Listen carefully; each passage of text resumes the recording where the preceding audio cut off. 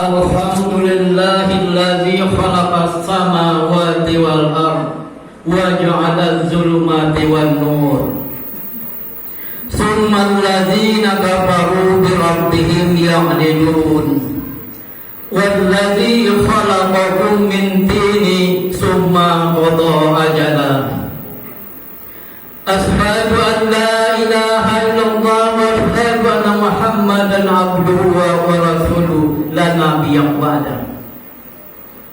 Allahumma shalli wa sallim wa barik ala sayyidina Muhammad wa ala ali sayyidina Muhammad.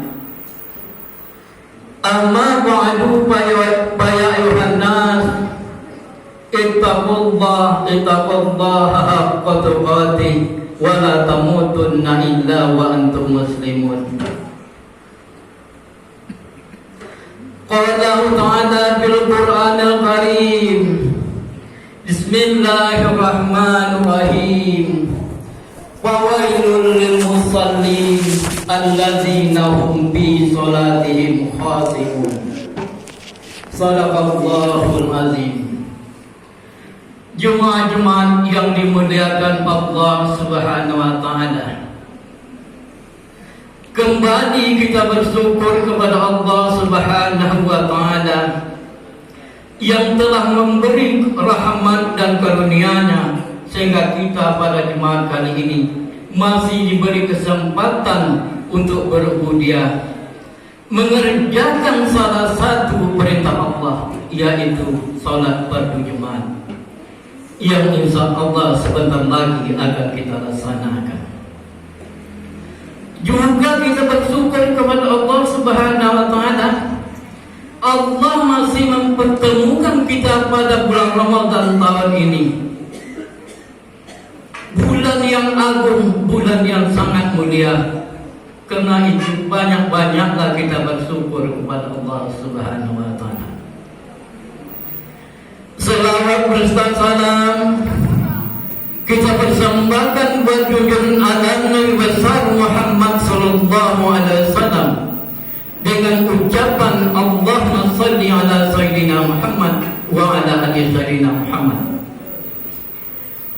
Dengan seringnya kita berselawat kepada beliau, insya Allah di umil mahsyar nanti kita akan mendapat syafaat dan pertolongan. Kita sangat berharap pertolongan dari Allah dan pertolongan dari baginda Nabi Muhammad sallallahu alaihi wasallam. Pada Jumat kali ini aku juga mengajak kita semua untuk meningkatkan ketakwaan kita kepada Allah Subhanahu wa taala yang sebenar-benar takwa, menjalankan semua perintahnya dan menjauhi segala larangan. Memang kata takwa sangat mudah kita ucapkan karena singkat dan pendek, terdiri dari 4 huruf ta, kaf, wa dan ya. Tetapi sangat susah untuk kita merealisasikannya dalam kehidupan kita. Huruf A ialah tawadu, ta ya tawadu, kaf qanaah, waw dan wara, dan ya yakin. Apa kita bisa untuk menerapkan dalam kehidupan kita sehari-hari? Jemaah-jemaah yang dimuliakan Allah Subhanahu wa taala, hari ini hari ke-23 kita melaksanakan puasa Ramadan tanpa tidak terasa. Tetapi ada yang terlupa bagi kita sebagian. Di dalam bulan Ramadan ini 23 hari kita melaksanakan, berarti 23 hari umur kita bertambah. Dari Ramadan tahun kemarin ke Ramadan ini 1 tahun umur kita bertambah. Kalau umur kita bertambah, kematian semakin dekat. Itu yang kita terlupakan, bapak-bapak yang dimuliakan Allah Subhanahu wa taala. Sehari umur kita bertambah, sehari pula kematian semakin dekat. Seminggu umur kita bertambah, seminggu kematian semakin dekat, dan seterusnya. Bapak-bapak, sedang jemaah-jemaah yang dimuliakan Allah Subhanahu wa taala. Tema khutbah pada Jumat kali ini ialah salat adalah pemimpin, penglima dari semua ibadah. Mengapa saya katakan demikian? Berpedoman dari sebuah hadis Nabi Muhammad sallallahu alaihi wasallam, awwalu ma yuhasibul 'alal 'abdi yaumal qiyamah as-shalah. Fa in salahat sayara amalihi wa in fasadat sayara amalihi. Amal yang paling pertama ditanya pada hari kiamat ialah salat. Kalau salatnya baik, maka baiklah amal sekaliannya. Kalau salatnya jelek, maka jeleklah amal sekaliannya. Begitu istimewanya ibadah salat di sisi Allah Subhanahu wa taala. Begitu tingginya, begitu mulianya derajat salat di sisi Allah Subhanahu wa taala. Karena mulianya, karena tingginya derajat salat di sisi Allah Subhanahu wa taala, Allah tidak menurunkan melalui wahyu. Allah tidak menurunkan melalui malaikat Jibril. Allah perintahkan Rasul tercinta Nabi Muhammad sallallahu alaihi wasallam untuk menjemputnya ke Isra'il Qudus melalui Isra' dan Mi'raj. Satu-satunya ibadah yang tidak diperlukan melalui wahyu, yang tidak diturunkan melalui malaikat Jibril ialah ibadah salat. Diterima oleh Rasulullah sallallahu alaihi wasallam melalui Isra' Mi'raj. Isra' Mi'raj ini ada 3 fungsinya bapak-bapak yang dimuliakan Allah Subhanahu wa taala. Fungsi pertama ialah menjemput ibadah salat ke Isra'il Qudus kepada Allah Subhanahu wa taala. Fungsi kedua untuk menghibur Rasulullah Muhammad sallallahu alaihi wasallam, karena ada 2 peristiwa yang menyedihkan Nabi Muhammad sallallahu alaihi wasallam pada waktu itu. Yang pertama, wafatnya istri beliau. Yang kedua, wafatnya paman beliau. Oleh karena itu Rasulullah sallallahu alaihi wasallam mendapat kesedihan. Fungsi yang ketiga, Allah ingin melihat kebesarannya, keberkahannya, keagungannya bapak-bapak yang dimuliakan Allah Subhanahu wa taala. Karena istimewanya ibadah salat, karena tingginya derajat salat di sisi Allah Subhanahu wa taala, karena mulianya derajat salat di sisi Allah Subhanahu wa taala. Tetapi kita tidak bisa meremehkan ibadah-ibadah lain, karena dari satu ibadah lain ada hubungannya bapak-bapak. Kita melaksanakan salat, kita diwajibkan puasa Ramadan dan mengeluarkan zakat. Kita melaksanakan puasa, kita diwajibkan bayar zakat dan dianjurkan baca Al-Quran di dalam salat, bapak-bapak yang dimuliakan Allah SWT. Oleh karena itu, kalau kita mau melaksanakan salat, kita wajib punya ilmu. Ilmu salat ini sangat kompleks bapak-bapak yang dimuliakan Allah Subhanahu wa taala. Tidak sama seperti ilmu zakat. Ilmu zakat coba kita lihat, ada barangnya, kita bayar dengan ikhlas, ada yang menerima selesai bapak-bapak yang dimuliakan Allah Subhanahu wa taala. Sedangkan ilmu salat tidak demikian. Karena di dalam salat itu ada namanya ibadah syariat yang sama-sama kita lihat dan sama-sama kita perbuat. Ada namanya rukuk, ada namanya i'tidal, ada sujud, ada duduk di antara sebuah sujud. Ini dinamakan ibadah syariat ibadah yang nyata atau disebut juga rukun fi'li. Di dalam salat ada namanya ibadah terikat. Kita menjalin hubungan kita dengan Allah di dalam salat. Kita tidak boleh putus mengingat Allah dalam salat. Kita dianjurkan mengingat Allah Subhanahu wa taala di dalam salat.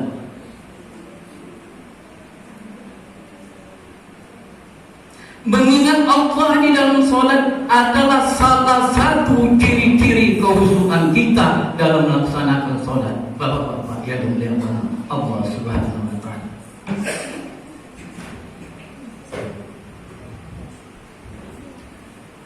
Kalau kita tidak khusyuk dalam salat kita, kalau kita tidak mengingat Allah di dalam salat kita, berarti salat kita tidak khusyuk. Kalau salat kita tidak khusyuk, kita mendapat teguran dari Allah Subhanahu wa taala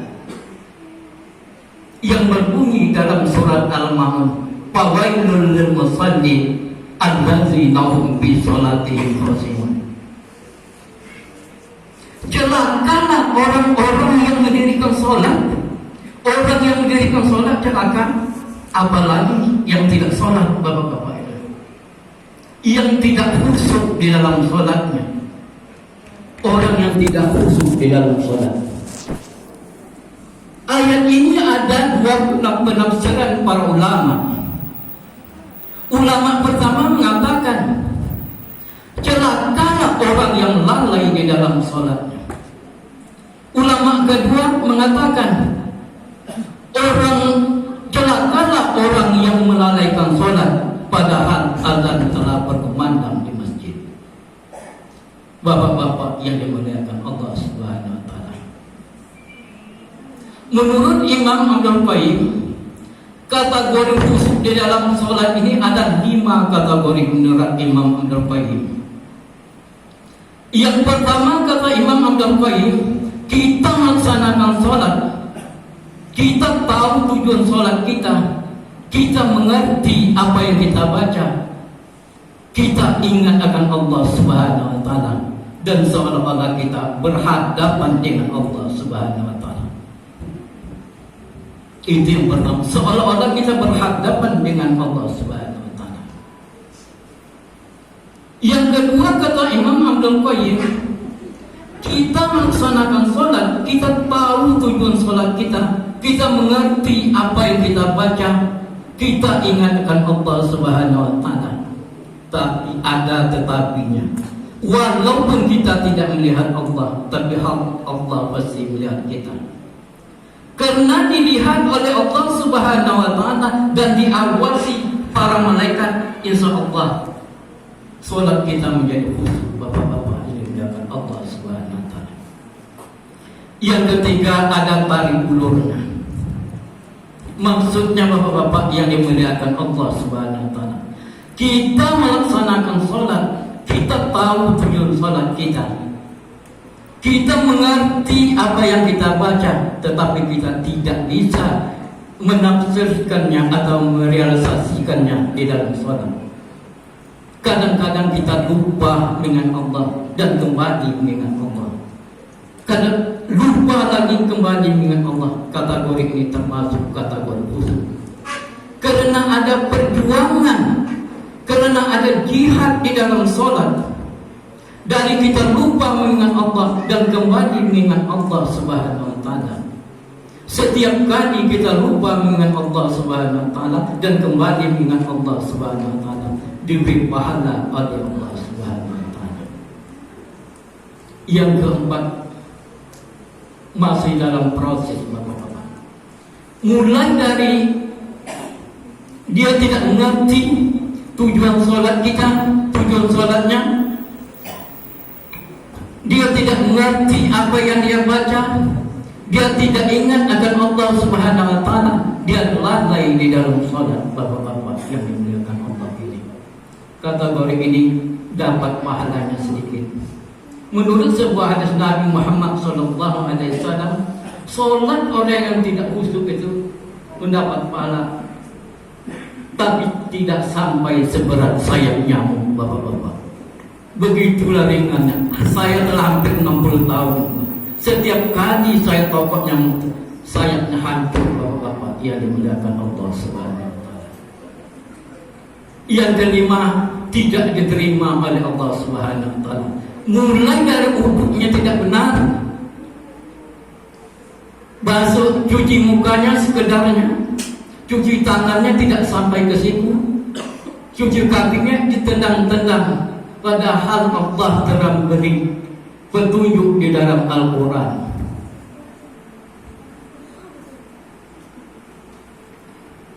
Bismillahirrahmanirrahim. Ya ayyuhalladzina amanu idza kuntum ila sholati faghsilu wujuhakum wa aydikum ilal marafiq. Cucilah mukamu. Yang namanya muka, wajah itu dari telinga kiri sampai telinga kanan, dari dagu sampai ke kaki rambut. Cuci tangannya sampai ke siku, Bapak-bapak. Cuci kakinya sampai ke mata kaki, tidak ditendang-tendang, Bapak-bapak. Padahal anak kita itu sekolahnya di pesantren, Bapak-bapak yang dimuliakan Allah Subhanahu wa taala. Jemaat-jemaat yang dimuliakan Allah Subhanahu wa taala. Yang ketiga adalah ibadah hakikat. Tetapi saya tidak bisa menerangkan karena waktu sangat terbatas. Tapi saya beri contoh. Ibadah hakikat itu, sholat adalah mi'rajnya orang mukmin.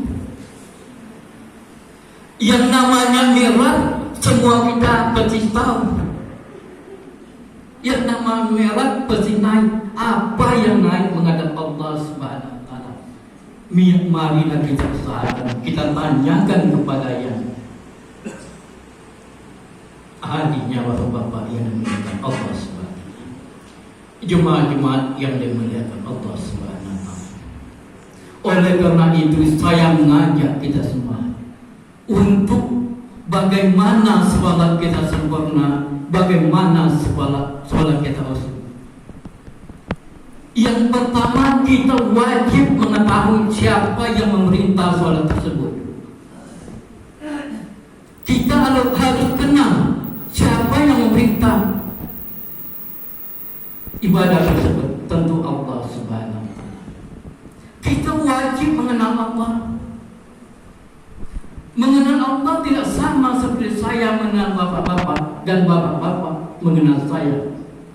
Karena zat Allah itu bukan jirim, bukan jisim, bukan johar mefrat dan bukan johar latif. Sedangkan zat kita salah satu dari zat tersebut. Cara kita mengenal Allah ada 3. Pertama, kita kenal zatnya. Yang kedua, kita kenal sifatnya. Yang ketiga, kita kenal apa-apanya. Berarti kalau kita kenal zatnya, sifatnya dan apa-apanya, berarti kita kenal dengan Allah Subhanahu wa taala. Jemaat-jemaat yang dimuliakan Allah Subhanahu wa taala.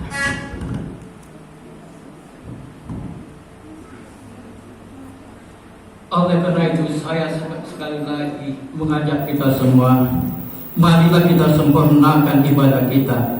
Mari kita khusyukkan ibadah kita. Orang yang khusyuk di dalam sholat mendapat kemuliaan, mendapat keberuntungan dari Allah Subhanahu wa taala. Bismillahirrahmanirrahim. Qad aflahal mu'minuna allazina hum fi sholatihim khashi'un. Sungguh beruntung orang mukmin yang di dalam sholatnya khusyuk. Kalau sholat kita tidak khusyuk, kita berarti kita merugi. Kepada siapa kita salahkan? Tentu kepada diri kita sendiri. Kita tidak mau belajar tentang ilmu, seolah-olah ilmu kita telah sempurna. Jemaat-jemaat yang dimuliakan Allah Subhanahu wa taala. Sekali lagi saya mengajak kita semua untuk mempelajari ilmu bagaimana supaya sholat kita khusyuk. Faqtabiru ya dan absar la'allakum tuflihun.